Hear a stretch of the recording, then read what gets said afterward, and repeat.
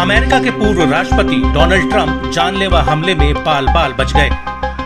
Trump के कान को चीरती हुई एक गोली निकली, जिसके बाद उन्होंने नीचे झुककर अपनी जान बचाई। हालांकि इस गोलीकांड के बाद से अमेरिका में होने वाला राष्ट्रपति चुनाव बेहद दिलचस्प हो गया है और ट्रंप ने अपना चुनाव अभियान जारी रखते हुए एक महत्वपूर्ण घोषणा कर डाली है। डोनाल्ड ट्रंप ने हाल में आगामी चुनाव के मद्देनजर उपराष्ट्रपति पद के लिए Ohio Republican senator JD Vance को चुना है। रूस यूक्रेन युद्ध को लेकर जेडी वेंस के ख्याल भी ट्रंप से ही मेल खाते हैं। उन्होंने मुखर अंदाज में मौजूदा अमेरिकी सरकार की यूक्रेन को लेकर बनाई नीतियों पर कई बार निशाना साधा है।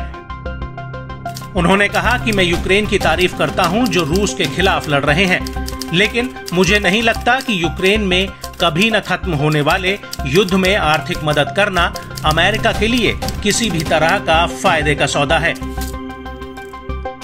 अप्रैल महीने के आखिर में जब अमेरिका ने यूक्रेन को नई सैन्य सहायता पैकेज को मंजूरी दी थी, तो भी वेंस ने फटकार लगाते हुए बाइडेन प्रशासन पर कई आरोप मढ़े थे। उन्होंने कहा था कि मैंने सम्मानपूर्वक अपने देश की सेवा की और जब मैं इराक गया तो मैंने देखा कि मुझसे झूठ बोला गया था। अमेरिका की विदेश नीति में किए गए वादे पूरी तरह से एक मजाक थे। वेंस ने न्यूयॉर्क टाइम्स को बताया कि यूक्रेन पर व्हाइट हाउस का गणित बिल्कुल सही नहीं है।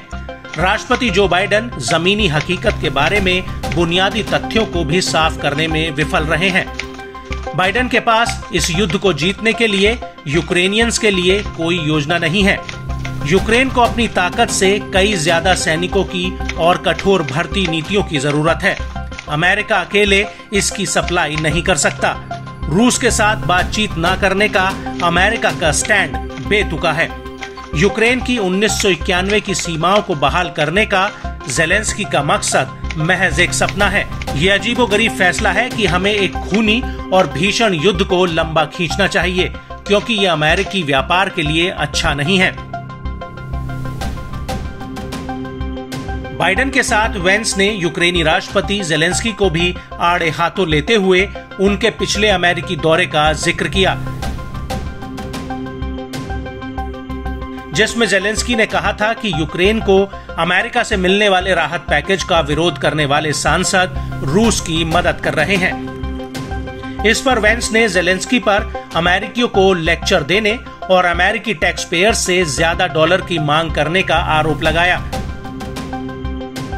वेंस ने कहा कि यदि आप पहले अपने बॉर्डर सुरक्षित करना चाहते हैं तो आप वास्तव में पुतिन की कठपुतली हैं।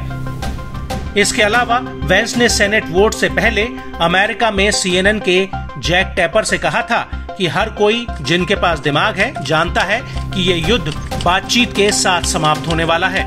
यूक्रेन एक देश के रूप में कार्यात्मक रूप से नष्ट हो गया है। उनकी सेना में एक सैनिक की औसत आयु 43 वर्ष है, जो कि मुझसे ज्यादा है।